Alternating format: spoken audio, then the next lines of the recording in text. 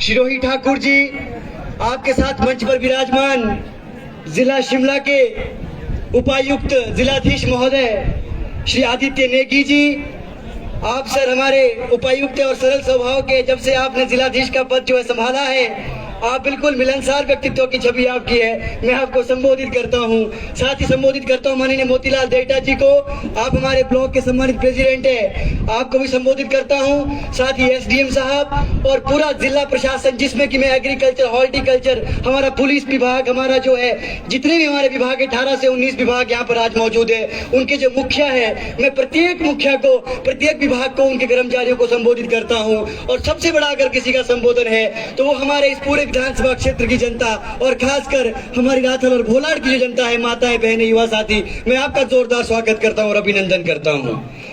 ये जो आज का कार्यक्रम है, ये हमारा सरकारी कार्यक्रम है, ये सरकार की उन उपलब्धियों का कार्यक्रम है जो 1 साल के अंदर हमने अर्जित की है।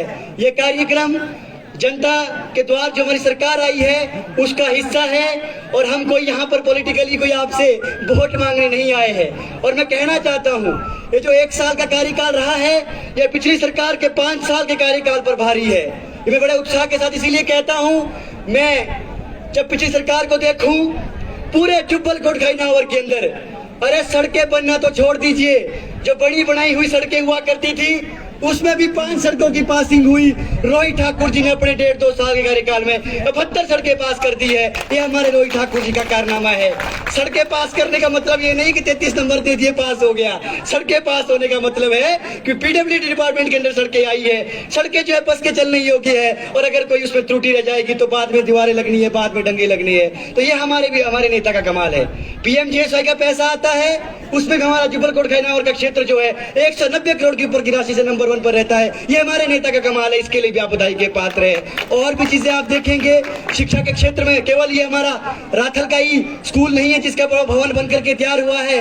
रोहित ठाकुर जी की जो गति है वो ऐसी है कि प्रत्येक हमारी पंचायत के अंदर हमारे नए भवन बन रहे हैं। चाहे सोलंग की बात ले लीजिए, चाहे आप 5 तारीख को हमारे नावर के अंदर ITI का उद्घाटन होना है उसकी बात ले लीजिए, चाहे कोटखाई के अंदर हमारे दूर दराज की रतनाड़ी और बागी पंचायतों के स्कूल, हमारे जो छूटे हुए स्कूल है जहाँ भवन बनने, वहां पर भी जो है कार्य समान दृष्टि से हो रहे हैं। तो मेरा कहने का तात्पर्य ये है, कुछ लोग 5 साल केवल भ्रमण करते रहे, गप्पे मारते रहे। रोहित ठाकुर जी को अगर हमने 5 साल 7 साल पहले जिताया होता तो ना तो ये भवन की दुर्गति होती, ना हमारे सड़कों की दुर्गति होती, ना हम आज पिछड़े हुए होते। तो मैं कहना चाहता हूँ, जिस सोच के साथ जुब्बल कोटखाई नावर ने उपचुनाव में, उसके बाद जो विधानसभा के चुनाव में रोहित ठाकुर जी को जिताया, वो आपके विश्वास पर खरे उतरे हैं। इसीलिए आज जुब्बल नावर कोटखाई पूरे प्रदेश के अंदर एक अग्रणी और पहले नंबर पर आगे बढ़ता जा रहा है। इसके लिए रोहित ठाकुर जी बधाई के पात्र है और पूरा जुब्बल कोटखाई नावर बधाई का पात्र है। हमने वो कार्यकाल भी देखा रोहित ठाकुर जी, जब हमने कोविड का समय था, खबरें क्या होती थी, डीसी साहब भी यहाँ बैठे, हम लोग यहाँ बैठे, सबने देखा। कभी होता था सैनिटाइजर घोटाला, कभी खबर आती थी वेंटिलेटर घोटाला, कभी खबर आती थी वही जो है पुलिस के पेपर नीलाम हो गए, किसी ने मुर्गी वाले के पेपर बेच दिया, किसी ने जो है कबाड़ वाले के पेपर बेच दिया। और सरकार हिमाचल प्रदेश में हमारी आई तो हमने पेपर बेचने का काम नहीं किया। माननीय सुखविंदर सिंह सुक्खू जी के नेतृत्व में सबसे पहले शिक्षा विभाग में 6000 तकरीबन भर्तियां निकाली गई, जो कि आज चरणबद्ध तरीके से हो रही है। उसके बाद 2000 वन मित्रों की भर्तियां हो रही है। अभी आने वाले हमारे जो सत्र में जो है 1200 पुलिस कर्मियों की भर्तियां होनी है। 10,000 भर्तियां हमारी आईपीएस डिपार्टमेंट में क्रमबद्ध तरीके से हो रही है। तो ये सारी चीजें हमारी सरकार कर रही है और हमको ये नहीं भूलना, जब आपदा का समय आया भोलाड़ में भी नुकसान हुआ, सोलंग में भी नुकसान हुआ, कोटखाई में नुकसान हुआ, पूरी हमारी जिला की टीम वहां पर पहुंची, उन्होंने देखा कितना नुकसान हुआ। हमें उम्मीद थी कि केंद्र के अंदर एक हमारी सरकार बैठी है जो बोलते कि भाई मैंने हिमाचल प्रदेश में नमक खा रखा है, सेपू बड़ी खाई है, लिट्टी चोखा खाया है, परंतु जब पैसे देने की बात आई तो हिमाचल को उन्होंने मात्र SDRF के पैसे के अलावा 1 रुपए की धनराशि भी नहीं दी, जो कि एक बहुत ही बड़ी जो है दुर्भाग्य की बात है। हमको सपोर्ट नहीं किया गया, परंतु हमारे मुख्यमंत्री का दिल बड़ा था, सरकार का दिल बड़ा था। 4500 करोड़ का पैकेज लाया गया जिसमें हमारे गरीब लोगों का सोचा गया। कभी मकान गिरता था 1 लाख रुपए से अधिक की राशि नहीं मिलती थी। हमारे मुख्यमंत्री और सरकार ने 7 लाख रुपए देने का काम किया। एक बार जोरदार ताली अपनी सरकार के लिए चाहता हूँ।